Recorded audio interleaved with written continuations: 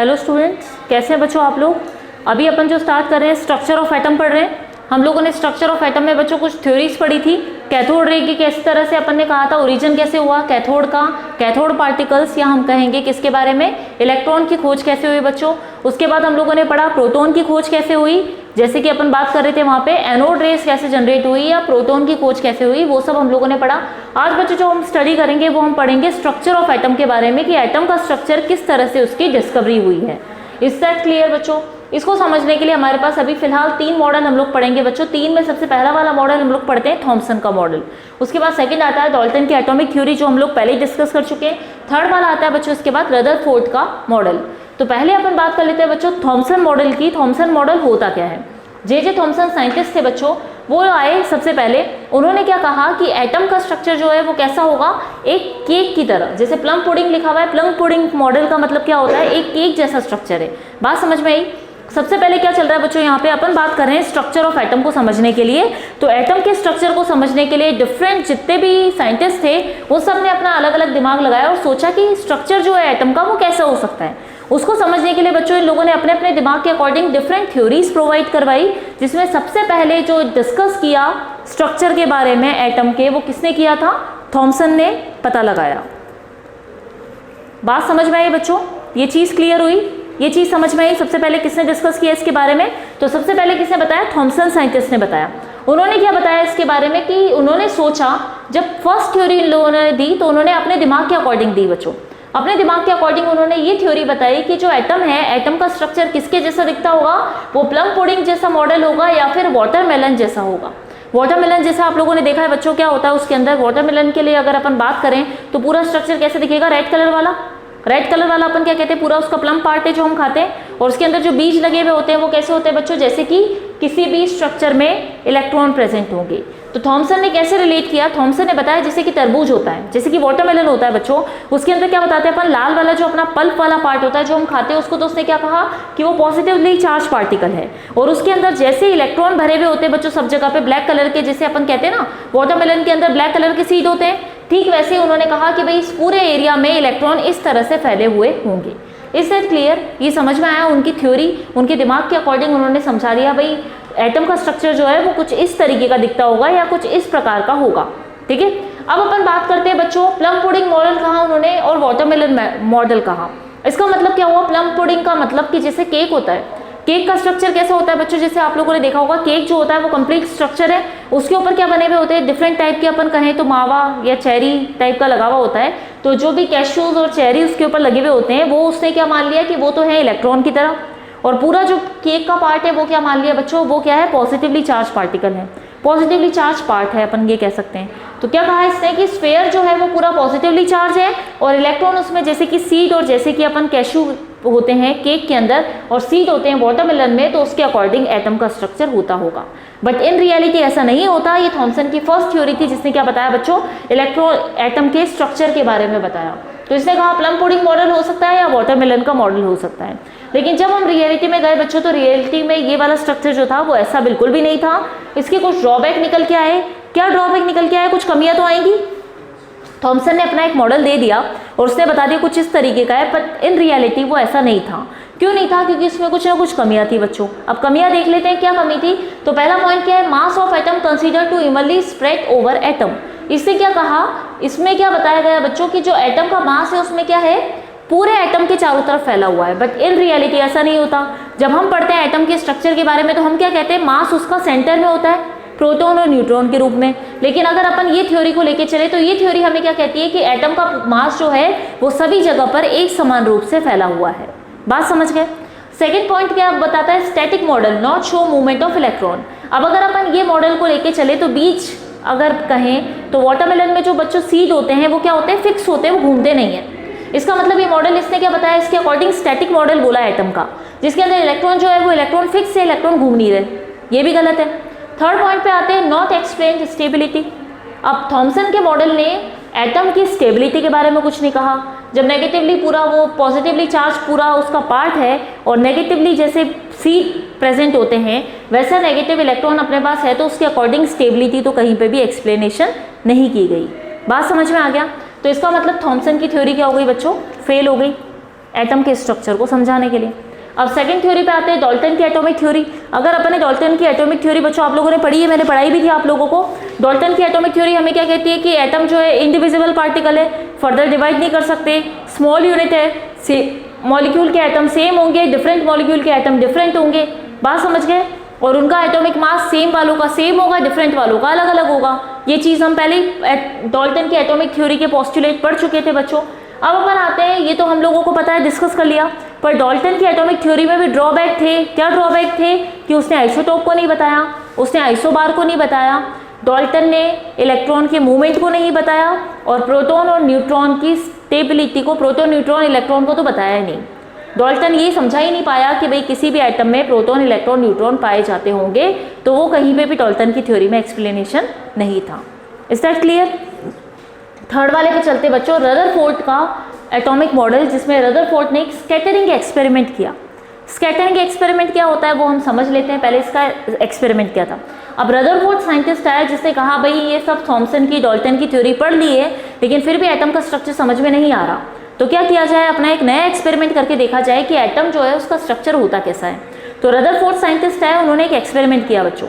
क्या एक्सपेरिमेंट किया उन्होंने, क्या करा, एक गोल्ड फॉइल ली, पतली सी सोने की पन्नी ली बच्चों, जैसे आप लोग देखते हो मिठाइयों पे वर्क होता है, सेम वैसे ही सोने का वर्क लिया उन्होंने, ठीक है, हम ये कह सकते हैं सोने की पतली पन्नी जो मिठाइयों के ऊपर आती है, वैसे ही उन्होंने गोल्ड का फॉइल लिया, जिसके अंदर क्या थे, अगर अपन उसकी थिकनेस की बात करें तो 0.00004 सेंटीमीटर थी।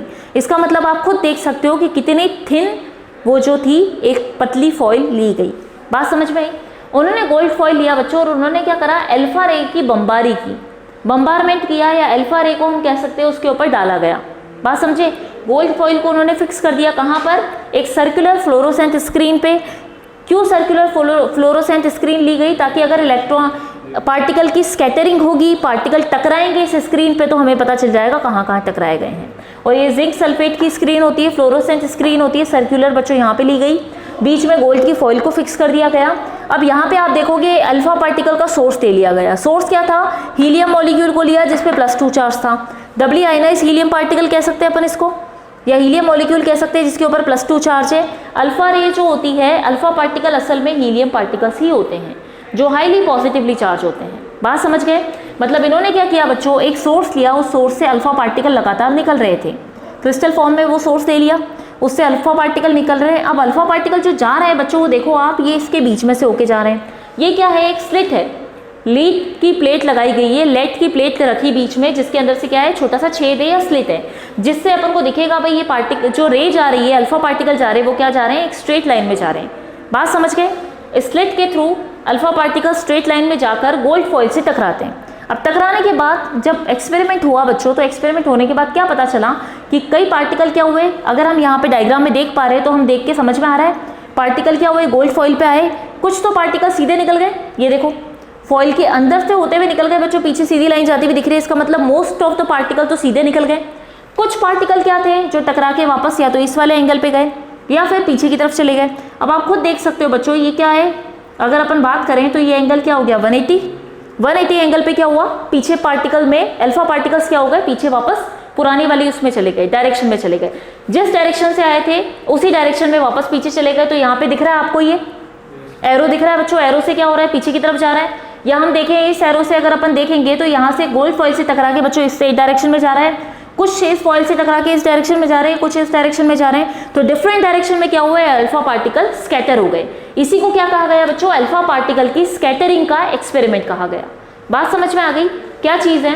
रदरफोर्ड के स्कैटरिंग एक्सपेरिमेंट में उन्होंने अल्फा पार्टिकल की स्कैटरिंग को समझाया।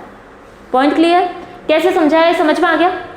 ये सोर्स है जिससे अल्फा पार्टिकल निकल रहा है, स्लिट के थ्रू निकला, बीच में से निकला, बीच में से निकलने के बाद गोल्ड फॉइल से टकराया, कुछ तो इसके अंदर से निकल गए बच्चों, और कुछ क्या हुए, डिफरेंट डायरेक्शन में फैल गए, स्कैटर हो गए। कैसे स्कैटर हुए, तो फ्लोरोसेंट स्क्रीन पे हमको पता चल गया कितनी कितनी डायरेक्शन में कैसे कैसे गए। इतना क्लियर है बच्चों? अब इसका कुछ ना कुछ कंक्लूजन निकल के आया। तो अब रदरफोर्ड ने इस एक्सपेरिमेंट को देखा, ऑब्जर्व किया, ऑब्जर्व करके अपने कुछ कंक्लूजन यहाँ पे लेके आए। जिसमें पहला कंक्लूजन क्या किया उन्होंने, पहला पॉइंट क्या बताया, most of alpha particle, most of मतलब कितना, 99.9%, मतलब कितने बचे अब, 0.1%। तो 99.9% क्या हो गए, वेंट स्ट्रेट, मतलब सीधे निकल गए, मतलब इससे गुजर के सीधे बाहर चले गए। बात समझ में आई? तो इसमें क्या बताया गया रदरफोर्ड के मॉडल में कि मोस्ट ऑफ अल्फा पार्टिकल बच्चों सीधे सीधे गोल्ड फॉइल से टकरा के बाहर निकल गए। मोस्ट ऑफ मतलब 99.9, क्योंकि क्या होता है बच्चों अल्फा पार्टिकल बहुत भारी होते हैं, बहुत हैवी होते हैं as compare to gold foil में एक एटम। अपन ने इतने सारा 0.00004 सेंटीमीटर की स्क्रीन ली, तो इसके अकॉर्डिंग इसमें एटम के नंबर भी क्या होंगे, मिनिमम होंगे। अब उन एटम के अकॉर्डिंग अगर अपन देखें बच्चों तो क्या कह रहे हैं कि सीधी लाइन में निकल गया। इसका मतलब क्या हुआ कि most of the alpha particle सीधे निकल गए, मतलब इनको रोकने वाला कोई नहीं था। बात समझे, किसी के थ्रू निकल गए, अगर वो अपन कहें पेपर के थ्रू अगर रे निकल जाती है, इसका मतलब क्या हुआ उस पेपर के अंदर पार्टिकल है ही नहीं जो उसको रोक सके। बात समझे। A few of them got deflected through small angle, कुछ जो थे वो डिफ्लेक्ट हो गए, मतलब क्या हो गए, टकरा के पीछे चले गए, आगे और पीछे की तरफ चले गए। आप देख रहे हो छोटे छोटे एंगल से चले गए। कितना एंगल ले सकते हैं अपन, ये कितना एंगल हो सकता है, इतना होगा, ठीक है। इतना एंगल के थ्रू क्या हो गए, पीछे चले गए। इधर से देखा है एंगल तो इतना चले गए। बात समझे।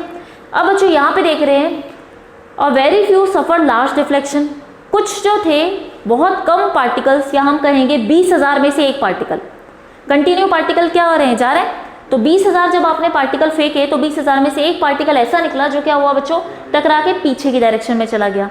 इसका मतलब कोई ऐसी चीज उसको मिल गई जिससे वो टकरा के पीछे चला गया। इसका मतलब क्या हुआ बच्चों, अब इसके कंक्लूजन से कुछ ना कुछ पॉइंट निकल के आएंगे। ये तो क्या था, रदरफोर्ड का एक्सपेरिमेंट से कंक्लूजन निकला। कंक्लूजन क्लियर है बच्चों, क्या हुआ, रदरफोर्ड का एक्सपेरिमेंट समझ में आ गया, अल्फा पार्टिकल का स्कैटरिंग एक्सपेरिमेंट क्या है।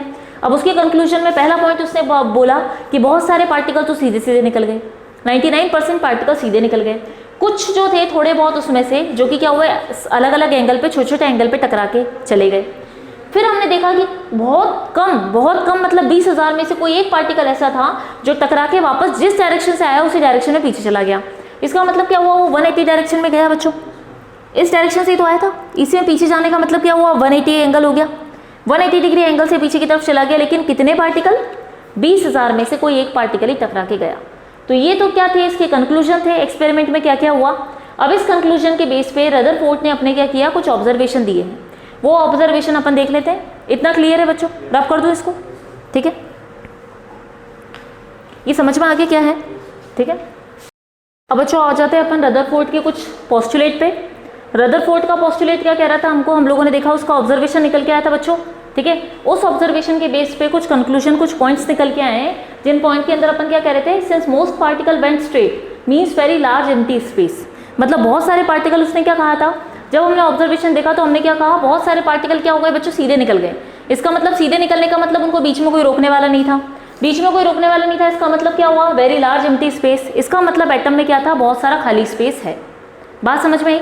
रदरफोर्ड ने क्या कहा कि बहुत सारे पॉइंट्स क्या थे, बहुत सारे पार्टिकल क्या थे बच्चों, सीधे निकल गए।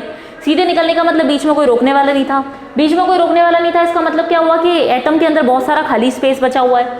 दूसरी चीज हमने बात करी बच्चों, फ्यू अल्फा पार्टिकल डिफ्लेक्टेड, मतलब अपने क्या कहा था कि कुछ एक पार्टिकल क्या हुए थे, अलग अलग एंगल पे पीछे टकरा के चले गए। इसका मतलब पॉजिटिव चार्ज जो है वो प्रेजेंट था उसके अंदर, कंसंट्रेटेड फॉर्म में प्रेजेंट था, और बहुत कम था एटम के अंदर, क्योंकि हमने क्या देखा कि बहुत कम पार्टिकल क्या हुए, टकरा के अलग अलग एंगल पे निकल गए। इसका मतलब क्या हुआ कि अलग अलग टकराने का मतलब टकराए किससे, वो खुद क्या थे बच्चों, अल्फा पार्टिकल थे, पॉजिटिवली चार्ज थे। तो इसका मतलब वो टकरा के अगर पीछे गए होंगे तो वो उनके जैसे सिमिलर आयन से ही टकराए होंगे। पॉजिटिव पॉजिटिव से टकराएगा तो क्या होगा बच्चों, रिपल्शन होगा, रिपल्शन होकर पीछे जाएगा। तो इसका मतलब अल्फा पार्टिकल जिससे टकराया वो खुद भी क्या होगा बच्चों, पॉजिटिवली चार्ज पार्टिकल होगा। बात समझे कि उनसे टकरा के गया, इसका मतलब वो बहुत कम अमाउंट में एटम के अंदर प्रेजेंट है और पॉजिटिवली चार्ज पार्टिकल्स हैं। दूसरी चीज अपन ने कहा is very few return to their path. अपन ने क्या कहा था कि बहुत कम 20,000 में से एक पार्टिकल ऐसा था जो क्या हुआ था, अपने पाथ पे ही वापस पीछे की तरफ चला गया, मतलब रिटर्न हो गया। इसका मतलब क्या हुआ कि heavy positive mass repel alpha particle and return, मतलब बहुत ज्यादा मात्रा में पॉजिटिव मास है जो क्या करता है, अल्फा पार्टिकल को रिपेल करके पीछे की तरफ भेज देता है। तो ये इसके कुछ पॉइंट्स निकल के आए, जो एक्सपेरिमेंट हुआ उससे कुछ पॉइंट्स निकले बच्चों। उस पॉइंट के बेस पे कुछ एप्लीकेशन अपन पढ़ेंगे, पर इससे पहले हम एक बार न्यूट्रॉन को समझ लेते हैं। 1920 में रदरफोर्ड ने न्यूट्रॉन को डिस्कवर किया कि भाई हम बार बार कह रहे हैं अल्फा पार्टिकल टकरा के पॉजिटिव पार्टिकल से गए थे, उसके बाद भी वहाँ पे कुछ ना कुछ मास में एक न्यूट्रल पार्टिकल भी पाया गया, जिसको रदरफोर्ड ने पहचाना 1920 में कि न्यूट्रॉन नाम की कोई चीज़ होती है। चैडविक 1932 में आया और उसने न्यूट्रॉन की एग्जिस्टेंस, न्यूट्रॉन के बारे में पता लगाया, कैसे एग्जिस्टेंस इसकी पता लगाई, एक एक्सपेरिमेंट किया। अब उसने क्या एक्सपेरिमेंट किया, ये देखो अल्फा पार्टिकल को, इसने बेरिलियम एटम होता है, लिथियम के बाद बेरिलियम आता है S block element. Alpha particle की इसके साथ क्या की, बमबारी करी, मतलब इसके ऊपर डाला गया। इसके ऊपर डालते क्या हुआ बच्चों, आप खुद देखो 2 और 4 का है, हीलियम इस पे +2 चार्ज है, बेरिलियम पे कोई चार्ज नहीं है, 9 इसका एटॉमिक मास है और 4 इसका एटॉमिक नंबर है, ठीक है। अब 2 और 4 एटॉमिक नंबर मिलके 6 अपन को कार्बन का एटम मिल गया, और 4 + 9 होता है तो टोटल 13 होता है, लेकिन 13 में से 12 ही कार्बन के मिले, मतलब कार्बन एटम मिला हमको, और एक ऐसा पार्टिकल मिला जिसके ऊपर क्या था, एक एटॉमिक मास था लेकिन कोई भी एटॉमिक नंबर नहीं था, एटॉमिक नंबर नहीं था, चार्ज भी नहीं था, एटॉमिक नंबर भी नहीं था। इसका मतलब इस पार्टिकल को जब पहचान की गई और इसके बारे में पता लगाया गया तो हमें पता चला ये पार्टिकल क्या है बच्चों, न्यूट्रॉन है। न्यूट्रॉन ऐसा जिसके ऊपर मास तो है लेकिन कोई भी एटॉमिक नंबर नहीं होगा और कोई भी इसके ऊपर चार्ज नहीं होगा। बात समझ गए? तो चैडविक ने इसको प्रूव किया एक एक्सपेरिमेंट, इस अपने एक्सपेरिमेंट के थ्रू, जिसमें उसने क्या करा, इन दोनों की क्या करी, मिक्सिंग करवाई गई। अल्फा पार्टिकल बेरिलियम एटम पे डाला, डालने के बाद हमको कार्बन एटम मिल गया और एक न्यूट्रॉन अलग हो गया। बात समझ गए? और इसको ही न्यूट्रॉन को क्या कहते हैं अपन, सब एटॉमिक पार्टिकल कहते हैं, क्योंकि ये क्या होता है, एटम का ही पार्टिकल है। तो अपन इसको क्या कहेंगे बच्चों, सब एटॉमिक पार्टिकल कहेंगे जिसपे कोई भी चार्ज नहीं है। इसका मास कैलकुलेट किया गया तो 1.675 × 10⁻24 ग्राम निकला। इतना क्लियर है? एक्सपेरिमेंट समझ में आ गया? ठीक है, ये एक्सपेरिमेंट के पोस्टुलेट समझ में आ गए क्या थे। फिर न्यूट्रॉन की खोज हुई, न्यूट्रॉन की खोज होने के बाद पता चला कि भाई एक न्यूट्रल एटम भी पाया जाता है जिसपे कोई भी चार्ज नहीं होता। रदरफोर्ड ने सबसे स्टार्टिंग में इसको डिस्कवर किया, उसके बाद चैडविक साइंटिस्ट ने एक एक्सपेरिमेंट किया और उस एक्सपेरिमेंट में कैलकुलेट करके निकाला कि भैया ये जो है न्यूट्रॉन की अपन कहेंगे ओरिजिन किस तरह से हुआ, किस तरह से ये मिलता है, तो हमने ये एक रिएक्शन करके देख लिया। बात समझ गए? तो उससे पता चला भाई एक पार्टिकल जनरेट हुआ जिसको न्यूट्रॉन कहा गया, जिसके ऊपर कुछ ना कुछ मास था लेकिन कोई भी चार्ज या कोई भी अपन कहेंगे एटॉमिक नंबर या चार्ज कोई भी नहीं था। Is that clear? समझ में आ गई बात बच्चों? अब अपन चलते हैं application of Rutherford model. Rutherford model की क्या एप्लीकेशन थी, एप्लीकेशन का मतलब क्या पॉइंट ऐसे थे जो काम आ सकते थे। जिसमें पहला पॉइंट क्या कहता है, atom consist heavy positively charge nucleus where both neutron and proton present. जब इसको पता चला कि भाई अल्फा पार्टिकल को किसी ने टकरा के पीछे भेजा, इसका मतलब कोई ना कोई पॉजिटिव चार्ज किसमें, एटम में प्रेजेंट है। तो इसने पता लगाया और इसके थ्योरी में ये एप्लीकेशन निकल के आई कि एटम जो होता है उसके ऊपर क्या होता है, हैवी पॉजिटिवली चार्ज होता है। Heavy positive charge nucleus present होता है जिसमें न्यूट्रॉन और प्रोटॉन दोनों प्रेजेंट होते हैं। न्यूक्लियस की भी थ्योरी आ गई, न्यूट्रॉन की थ्योरी आ गई, जिसके अंदर क्या हुआ, न्यूट्रॉन की खोज भी हो गई। तो अब हमको पता चला बच्चों कि एटम जो होता है, एटम के अंदर क्या होता है, एक हैवी मास होता है, किसका, न्यूक्लियस प्रेजेंट होता है, जो कि एटम का क्या होता है, सेंटर का पार्ट बनाता है। एटम का सेंटर का पार्ट क्या बनाता है, न्यूक्लियस बनाता है, और वो न्यूक्लियस क्या होता है, हैवी पॉजिटिवली चार्ज होता है, क्योंकि प्रोटॉन का तो न्यूट्रॉन का तो कोई चार्ज होता नहीं है। और इसके अंदर दोनों मिलेंगे, न्यूट्रॉन भी मिलेगा और प्रोटॉन भी आपको मिलेगा, दोनों प्रेजेंट होते हैं उसके अंदर। तो इन दोनों को अपन कंबाइंड फॉर्म में क्या कह देते हैं, न्यूक्लियस कहते हैं। और न्यूक्लियस ही क्या बताते हैं, total mass of atom. Atom का पूरा मास कौन बताता है, न्यूक्लियस बताते हैं। ये चीज़ समझ गए हम कि एटम जो है, एटम के अंदर क्या होगा, एक सेंटर में पार्ट पाया जाता है जो कि क्या होता है, हाईली पॉजिटिवली चार्ज होता है, जिसमें न्यूट्रॉन और प्रोटॉन दोनों प्रेजेंट होते हैं, जिनको कंबाइन होके हम क्या कह देते हैं, न्यूक्लियस कहते हैं। और न्यूक्लियस ही क्या बताते हैं, एटम का टोटल मास बताते हैं कि कोई एटम कितना भारी होगा, कैसे पता चलेगा, कितने नंबर ऑफ प्रोटॉन और कितने नंबर ऑफ न्यूट्रॉन उसमें प्रेजेंट है। सेकेंड पॉइंट क्या बताता है बच्चों, volume of nucleus very small. अगर हम न्यूक्लियस का वॉल्यूम निकालें तो वॉल्यूम बहुत कम है, बहुत कम। जैसे अगर अपन यहाँ पे बात करें, डायमीटर ले लेते हैं, एटम का डायमीटर अगर आप देखोगे तो 10⁻⁻8 है, लेकिन न्यूक्लियस का देखें तो 10⁻13। इसका मतलब वो बहुत छोटा है, और एटम का जो अपन डायमीटर की बात करें तो वो बहुत बड़ा है। तो इसका मतलब एटम के कंपैरिजन में न्यूक्लियस क्या है, बहुत स्मॉल पार्ट है। बात समझ गए? थर्ड पॉइंट पे आते हैं अपन, रेडियस। अब जब छोटा है, क्या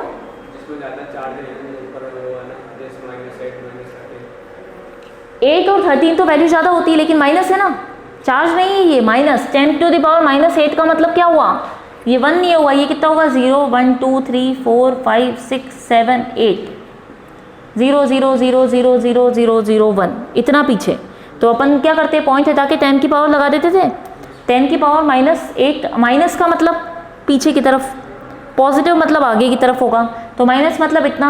अब अगर आप न्यूक्लियस का देखोगे तो न्यूक्लियस वाले का कितना बता रहे हैं अपन, 1 2 3 4 5 6 7 8 9 10 11 12 13। अब आप खुद देख सकते हो कितने सारे जीरो हो गए उसमें। इसमें तो कितने जीरो लगे हुए थे, 1 से पहले 7 लगे हुए थे, उस वाले में 5 का डिफरेंस आ गया 8 और 13 के बीच में।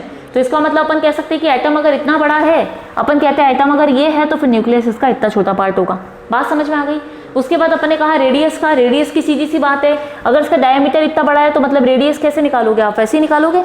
तो रेडियस कैसे निकाल सकते हैं अपन, R इजिकल टू होता है ए, रेडियस जो होती है वो किसके प्रोपोर्शनल हो जाती है, वो प्रोपोर्शनल हो जाती है किसके, एटॉमिक मास के, मास के प्रोपोर्शनल हो जाती है। लेकिन मास का कितना पार्ट, 1/3 पार्ट।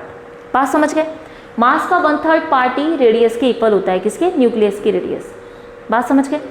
अब R निकालने के लिए अपन क्या करते हैं, प्रोपोर्शनलिटी कांस्टेंट, प्रोपोर्शनलिटी का साइन हटा के कांस्टेंट लगाते हैं। कांस्टेंट यहाँ पे क्या लगा दिया अपन ने, R0 लगा दिया। R0 A 1⁻³ और सेंटीमीटर, 1/3 का समझ में आ गया। मतलब एटॉमिक मास का 1/3 पार्ट होगा वो किसके इक्वल हो जाएगा, न्यूक्लियस की रेडियस के इक्वल हो जाएगा। इतना क्लियर है, ठीक है। ये वैल्यूज रख के हम कैलकुलेशन कर सकते हैं। मतलब रेडियस भी अगर अपन को पता है, डायमीटर इतना कम है न्यूक्लियस का एटम के कंपैरिजन में, इसका मतलब उसकी रेडियस भी और ज़्यादा छोटी होगी। इतना क्लियर है। उसके बाद आते हैं अपन एम्प्टी स्पेस। अगर अपन बात करते हैं तो आपको पता है कि अगर हम बोल रहे हैं कि एटम जो है, एटम के अंदर क्या है, न्यूक्लियस जब इतनी सी पार्ट है, इसका मतलब ये बाकी जो बचा हुआ हिस्सा है वो तो खाली है। इसका मतलब आप उसको क्या कहोगे, खाली स्पेस कहोगे। वो क्या होता है असल में, एक्स्ट्रा न्यूक्लियर पार्ट होता है। मतलब न्यूक्लियस तो अपन ने देख लिया, न्यूक्लियस के अलावा जो बचेगा न्यूक्लियस के बाहर, उसको क्या बोल दोगे, एक्स्ट्रा न्यूक्लियर पार्ट है। एक्स्ट्रा न्यूक्लियर पार्ट जहाँ पे कौन रहता है, इलेक्ट्रॉन रहते होंगे। क्योंकि जब अपन बात कर चुके बच्चों की ये अगर एटम का स्ट्रक्चर है और हमने कहा कि बीच में क्या है, सेंटर पार्ट है जिसको न्यूक्लियस कहते हैं, जिसमें न्यूट्रॉन, प्रोटॉन, न्यूक्लियॉन्स रहते हैं हमारे, तो उसके बाद जो बाहर बचा हुआ हिस्सा है उसको क्या कह दिया आपने, उसको कह दिया एम्प्टी स्पेस है। एम्प्टी स्पेस को अपन ने क्या कहा, एक्स्ट्रा न्यूक्लियर पार्ट, न्यूक्लियस के अलावा एक्स्ट्रा तो न्यूक्लियर पार्ट कह दिया उसको, जिसमें कौन रहते हैं, जिसमें हमारे इलेक्ट्रॉन रहते हैं। और अपन ने एक चीज़ और कह दी बच्चों, यहाँ पे जितने नंबर ऑफ इलेक्ट्रॉन होंगे उतने ही नंबर ऑफ प्रोटॉन होंगे। इसका मतलब यहाँ पे अगर प्रोटॉन का नंबर 6 है तो इलेक्ट्रॉन भी कितने होंगे, 6 होंगे, ठीक है। प्रोटॉन का नंबर 8 है तो इलेक्ट्रॉन भी कितने होंगे, 8 होंगे। बात समझ में आ गई। क्योंकि ये दोनों का चार्ज ही क्या करेगा, एटम को बैलेंस करेगा, हाँ कि नहीं। प्रोटॉन के पास पॉजिटिव चार्ज है, इलेक्ट्रॉन के पास नेगेटिव चार्ज है। 8 प्रोटॉन का प्लस चार्ज 8 इलेक्ट्रॉन के माइनस चार्ज को क्या करेगा, बैलेंस करके रखेगा, पॉजिटिव नेगेटिव। तो टोटल एटम अपना कितना निकलेगा, न्यूट्रल चार्ज का निकलेगा। ये बात समझ में आ गई। अब अपन चलते हैं नेक्स्ट पॉइंट पे। Electron revolve around nucleus is closed orbit with high speed. अब इलेक्ट्रॉन क्या करते हैं बच्चों, इलेक्ट्रॉन हमने कह दिया कि एक्स्ट्रा न्यूक्लियर पार्ट में पाए जाते हैं। अब ये क्या करते हैं, ये न्यूक्लियस न्यूट्रॉन और प्रोटॉन वाला है और ये आपका खाली, वो जो खाली वाला स्पेस था वो जिसमें इलेक्ट्रॉन रहेगा। अब ये कह रहा है इलेक्ट्रॉन जो है अपने एक क्लोज ऑर्बिट के अंदर, एक बंद ऑर्बिट के अंदर क्या करते रहते हैं, घूमते रहते हैं। कहाँ, न्यूक्लियस के चारों तरफ। बात समझ में आ गई, बहुत हाई स्पीड से घूमते हैं। तो this model similar to the solar system. अब इन्होंने क्या बताया रदरफोर्ड ने कि ये जो मॉडल होता है किसके जैसा होता है, सोलर सिस्टम जैसा रहता है। जैसे अपन कहते हैं सन के चारों तरफ बाकी जितने भी क्या हैं प्लेनेट हैं वो मूव कर रहे हैं, ठीक है, सन के चारों तरफ मूव करते हैं। ठीक वैसे ही कि ये क्या कहता है, इसके न्यूक्लियस के चारों तरफ इलेक्ट्रॉन का मूवमेंट चलता रहता है। जैसे न्यूक्लियस इक्वल टू किसके हो जाएगा, सन के, और अदर प्लैनेट किसके इक्वल हो जाएंगे, इलेक्ट्रॉन के। बात समझ गए, ये पॉइंट क्लियर है। तो ये एप्लीकेशन समझ में आ गई बच्चों, एप्लीकेशन कैसे होती है रदरफोर्ड मॉडल की। अब उसके बाद आते हैं अपन इसके कुछ ड्रॉबैक पे। इसकी कुछ ना कुछ तो कमियां रही होंगी, तभी जाके ज़्यादा सक्सेसफुल हुआ नहीं। तो अब इसकी कमी में सबसे पहला क्या चीज़ है, कांट्स एक्सप्लेन स्टेबिलिटी। ये एटम की स्टेबिलिटी को एक्सप्लेन नहीं कर सकता, ये उसकी स्टेबिलिटी बता ही नहीं पाता कि भैया ये स्टेबल होगा कि नहीं होगा। सेकेंड थिंग अपन ने क्या बोली, if electron lose energy then spectrum consist well defined, ठीक है, line of definite frequency, so loss of energy is not continuous in atom, ठीक है। पहला ड्रॉबैक क्या आ गया बच्चों यहाँ पे, कांट एक्सप्लेन स्टेबिलिटी। स्टेबिलिटी को नहीं बता पाता। क्यों नहीं बता पाता, आप खुद देखो। इसने क्या कहा, इलेक्ट्रॉन है, इलेक्ट्रॉन क्या कर रहा है, न्यूक्लियस की चारों तरफ मूव कर रहा है। अगर अपन मैक्सवेल के अकॉर्डिंग चलें तो मैक्सवेल क्या कहता है, अगर कंटिन्यू कोई चीज़ मूव करती रहेगी तो कुछ टाइम बाद क्या होगा, सेंटर में जाके गिर जाएगी। तो इसका मतलब एटम तो स्टेबल ही नहीं हुआ। अगर इलेक्ट्रॉन ऐसे ही मूव करता जाएगा जाएगा घूमता फिरता घूमते घूमते क्या करेगा, आखिर में न्यूक्लियस में जाके गिर जाएगा। न्यूक्लियस में जाके गिर जाएगा, इसका मतलब वो क्या रहेगा, स्टेबल तो रहेगा नहीं कंपाउंड। बात समझ में आई। इसका मतलब इसकी स्टेबिलिटी अपन नहीं बता सकते। अगर इलेक्ट्रॉन अंदर जाके गिर गया तो एटम क्या हुआ, एटम का स्ट्रक्चर वहाँ पे कैंसिल हो गया, खत्म हो गया, ठीक है। अब दूसरी चीज़, दूसरा पॉइंट क्या कहता है, अगर इलेक्ट्रॉन अपनी एनर्जी को लूज कर देगा तो इसका क्या होगा, एक स्पेक्ट्रम जनरेट होगा, मतलब ऐसे लाइनें मिलेगी हमको। बात समझ में आई। इलेक्ट्रॉन की एनर्जी अगर खत्म हो जाती है तो वो अपन को एक ऐसे लाइन के रूप में मिलेगी, इसकी अलग अलग फ्रीक्वेंसी का मिलेगा कि अब यहाँ कम हुआ फिर कम हुआ फिर कम हुआ, इस तरह का अपन को क्या मिलेगा, वेल डिफाइंड लाइंस मिलेगी जिसकी फ्रीक्वेंसी फिक्स होगी। बात समझ में आई। अगर इलेक्ट्रॉन अपनी एनर्जी को लूज करता है बच्चों, तो क्या होगा, एक लाइन वाला स्पेक्ट्रम आपको मिलेगा। भाई अब कम हुई, फिर कम, फिर कम, फिर कम, ऐसे करके अपन को पूरा स्पेक्ट्रम दिखाई देता है। तो लॉस ऑफ एनर्जी इलेक्ट्रॉन में जो होती है वो कंटिन्यू नहीं होती। किसी भी एटम में अगर अपन इलेक्ट्रॉन की एनर्जी बताते हैं कि वो लूज हो रही है, क्यों लूज हो रही है, क्योंकि अंदर जाके गिर जाएगा, गिर के एनर्जी चली जाएगी। अब एनर्जी चली जाएगी तो लाइन के रूप में आना चाहिए, लेकिन ऐसा आता नहीं है। इसका मतलब ये जो है, ये इस तरह का मूवमेंट इसमें शो नहीं होगा। ड्रॉबैक समझ में आ गए बच्चों कैसे होते हैं? रदरफोर्ड का मॉडल समझ में आया कैसे बता रहा है? ड्रॉबैक क्या बता रहा है कि ये एटम की स्टेबिलिटी नहीं बता पाता, ये इलेक्ट्रॉन का मूवमेंट नहीं बता पाता कि मूवमेंट होगा किस तरीके से। अगर मूव कर रहा है तो इलेक्ट्रॉन एनर्जी लूज करेगा तो स्टेबल नहीं होगा, और ऐसा अपन एटम में देखने को नहीं मिलता। इसका मतलब क्या हो गया कि रदरफोर्ड के मॉडल में भी कुछ ना कुछ कमी आई है। अब इसकी कमी को कौन दूर करेगा वो अपन अपने नेक्स्ट वीडियो में देखेंगे। कोई डाउट है बच्चों जितना पढ़ा? Is that clear? ठीक है, thank you student, thank you class.